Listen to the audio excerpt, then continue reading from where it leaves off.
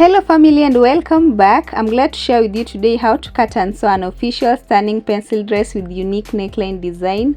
Get ready to know how to cut fabric and insert zipper. Kindly don't forget to like this video and subscribe for more sewing tutorials. Before we begin, let's gather materials needed. A black silver long zipper. Second is a lightweight stretchy black fabric which is 1 yard. And last is another lightweight stretchy white fabric to be used for making the rest top part. To begin construction of the front top part, we'll start with folding fabric into two with its wrong side. The folded edge being center front while top edge represents shoulder line. Here is key technique to know what to fold. Measure quarter bust circumference from center front, adding about 3 to 4 extra inches for both dart replacement and stitching allowance. To kick off, we'll begin taking vertical measurements. First is shoulder line to bust line at 10 inches. To under bust line at 13 inches, then to waistline at 16 inches. And now I'll be repeating same process on side just so to achieve straight horizontal lines. Further on, we label each of these lines starting with bust line, under bust line, waistline, and lastly shoulder line right there. Moving on to the next step, which is drawing of round neckline. I'll use 4.5 inches neck depth by 3 inches neck width. Having marked, we'll use a French ruler to draw nice and smooth neckline just like that. Now that we're done drawing neckline, let's measure half shoulder measurement on shoulder line from center front, which for my case is 7 plus 0.5 inches stitching allowance.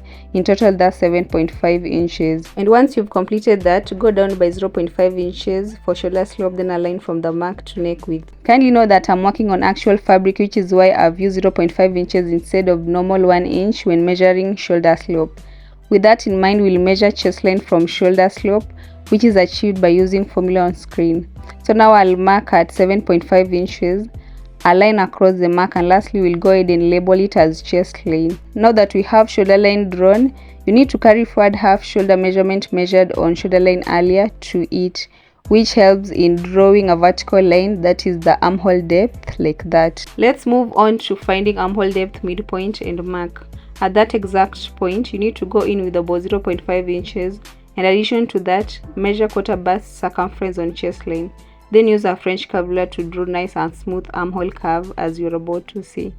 Curve ruler is an extra support. If you don't have one, do it freehand. With armhole curve in place, it's time for adding an extra allowance to waistline at 2.5 inches. Then we'll square out straight lines across that mark. This is to be used when drawing basque waistline towards center front. On top of that, measure half bust span or nipple to nipple measurement on waistline and again on bust line. So now we'll use a ruler to draw that line right from the bust line to the extension below waistline. Also measure 1 inch down from bust line on that line still. So basically that's the total dart depth. In normal circumstances, dart intake is done from waistline, but in this I'll mark it on new waistline below the original one. I'll measure 0.5 inches on each side of waistline, hence draw dart as can be seen.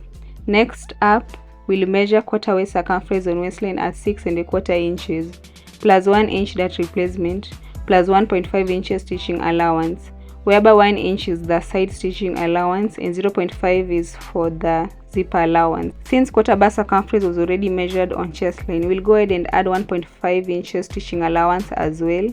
Once done, I'll use a ruler and finishing up border's outline as I'm showing you. Another key point is drawing a tiny line outwards from waistline, checking the shape of the body.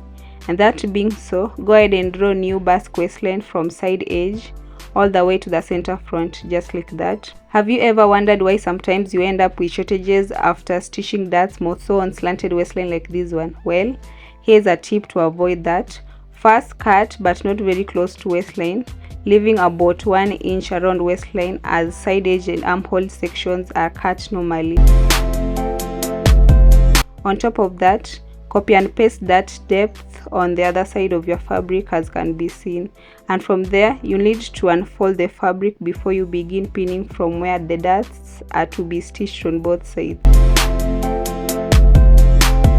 Having done that, fold again and cut along waistline, leaving only 0.5 inches stitching allowance this time. It is crucial to do this especially when cutting on actual fabric in order to prevent any shortages around the basque waistline with the darts. With that in mind, also cut out along neckline and shoulder line. With front part outline cut, let's now work on creating zipper space, which is to run from left neck width down to waistline center front. Ensure your ruler aligns with waistline center point and neck width first, then draw a line like I'm showing you. In addition to that, measure about 3.5 inches from neckline on new drawn line. Hence, draw new neckline in this manner freehand.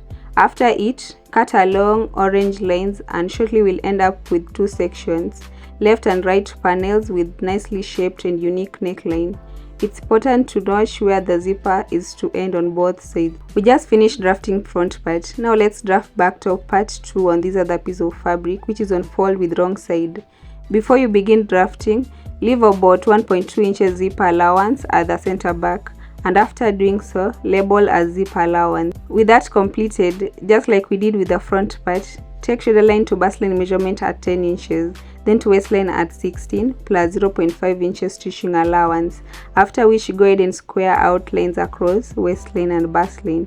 When done, ensure you label them as waistline and bust line. Keep in mind that this time round, you need to measure neck width from the line which is center back and not from the fold. So again, we'll maintain neck width at 3 inches, but choose 1 inch instead neck depth, and further draw neckline curve as shown above. Having drawn neckline, take half shoulder measurement on shoulder line and mark. Go down by 1 inch for shoulder slope, then align right from the mark to neck width. And it's time to move on to measuring of chest line from shoulder slope at 7.5 inches. After marking, draw a line across it and label it as chest line as well. With that completed, carry forward half shoulder measurement to drawn chest line and mark. This only helps in achieving straight vertical line or armhole depth. Okay, let's now take quarter bust measurement on chest line. Back armhole curve is quite simple to draw. What you need is just a tiny curve right at the corner with no inward measurement. Given that, mark half bust span on waistline and again on bust line, then draw that line as shown. So now you will measure 0.5 inches on each side of that line, and further on, go ahead and draw normal dart in that manner.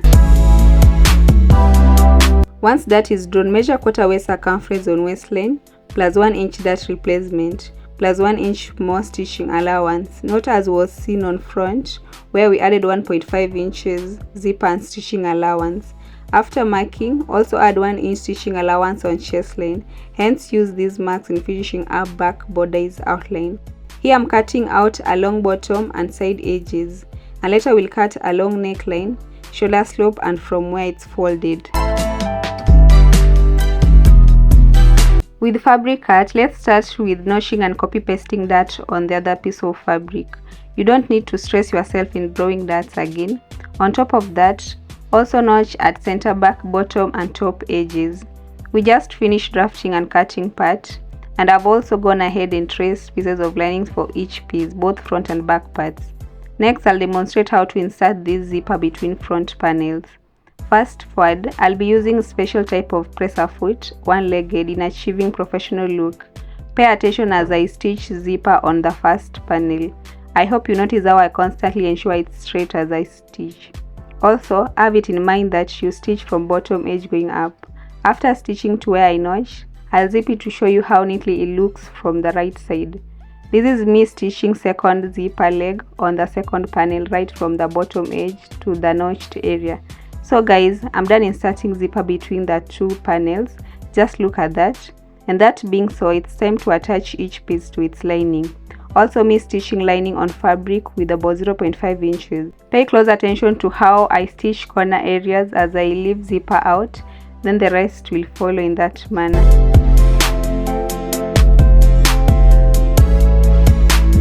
It's also crucial to remember to cut out excess zipper, and you also need to notch around the curved neckline. Notching helps in turning the neckline part inside out easier. Further on, top stitch on lining very close to the joint as you lay seam flat towards the lining side. Guys, I've gone ahead and attached second panel to lining as well. So now we'll also top stitch on lining from bottom all the way. After giving it a good press, look at what we've got. I love the outcome. What's your take on this? Share your comment down below. Next, we'll be focusing on stitching darts on both sides. Let's work on back part pieces. Don't worry, this is quite simple now. With facing cut, attach them to fabric along neckline for both. after which you need to notch all round, then flip facing, and lastly top stitch lining very close to the joint. Further on, you also need to stitch darts on each piece from the notches. As can be seen, the darts are neatly stitched, and I did also iron them flat facing the center front. This is how I finished back pieces. I attached facings to fabric and top stitch right there and made darts too. Ever wondered how to cut both skirt front and back parts all at once? Well, here is a tip. Fold fabric into two with wrong side. Secondly, fold again once more, leaving about 1.5 inches allowance on the first two pieces underneath. We'll start drafting a basic skirt pattern. I want to take full length measurement, taking out 15.5 inches border is full length. With that, I'm measuring waistline to full length at 42 inches plus 2 inches stitching allowance. For hip line, I'll measure 10 inches from waistline, then lines across marked areas. To put in body measurements, we'll measure from fold, which represents center front. This is me marking quarter waist circumference on waistline. Next, we'll mark quarter hip circumference on hip line like that, and lastly 8 inches on full length line since it's a pencil dress. Let's add 1 inch stitching allowance as well on full length, whereas on hip length, we'll add 1.5 inches stitching allowance, and same goes for waistline. I'll be stitching that, and for that reason, I'll add 1 inch dart replacement on waistline still. Then use these marks to finish up skirt outline. Once done, cut along side edge from bottom edge to waistline, later along back pieces allowance.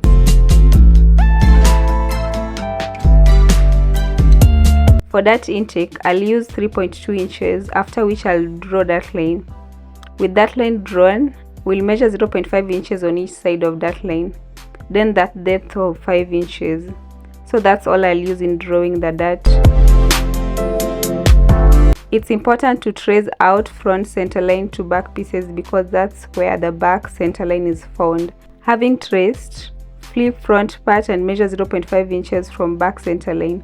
Also do the same on the allowance left, then draw a line where you need to cut from. This is done to prevent zip bulge. Still on center line, I'm going to now measure about 8 inches for slit allowance down there. Guys, here is skirt's front part after stitching and ironing darts flat. From here, we'll be focusing on how to make skirt part have basque waistline. First, secure side with pins, but as you do that, ensure it's on 0.5 inches overlap. Then that must also align. Repeat same on the left side and pin them down as I'm showing you. So now we'll trace out front top part waistline to skirt part. Once done, I'll add 0.5 inches stitching allowance to it all round again, after which I'll just cut out along the second line all the way to the other end. With that completed, it's time to join them together from waistline. The excess zipper is to be cut out after stitching with 0.5 inches on both sides. After stitching and ironing, here is the end result. I did cut out excess zipper and notch, which has made the fabric lay flat. Also on center back, we'll do some alterations to prevent zip bulge as it was done on the back skirt pieces. Measure 0.5 inches, then draw a line as can be seen. In addition to that, go ahead and reduce allowance with 0.5 inches as well, then cut from the second line. And with that in mind, use long hidden zipper to measure required length for zipper space. So now you'll loosely stitch on it, back stitch right there, to be followed by small normal stitches, a back stitch, and lastly loose stitches along the slit space. After doing as explained, here is what we've got. From there, I'll bring forth front piece and put right sides together for me to be able to join shoulder back to fronts with 0.5 inches on each side by doing this.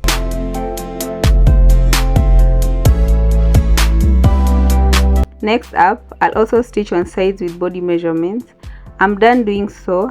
I'm going to rip out zipper allowance. Remember, it's stitched loosely, so it's easy doing that. Before I begin inserting zipper, here are sleeve pieces to be fixed on armholes.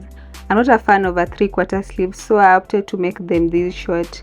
And this is how you can easily fix sleeve. Put it inside the dress, then go ahead and spread seams flat around the armpit area, just so you can stitch all around with 0.5 inches. After that, then you can also insert zipper on the zipper space. One more thing is ripping out slit allowance and later folding bottom edge all around. This is the final look of my stylish and unique pencil dress. What I'm left with at this point is just ironing. Kindly subscribe and leave a comment in the comment section. Let me know what sewing project you'd like me to do next.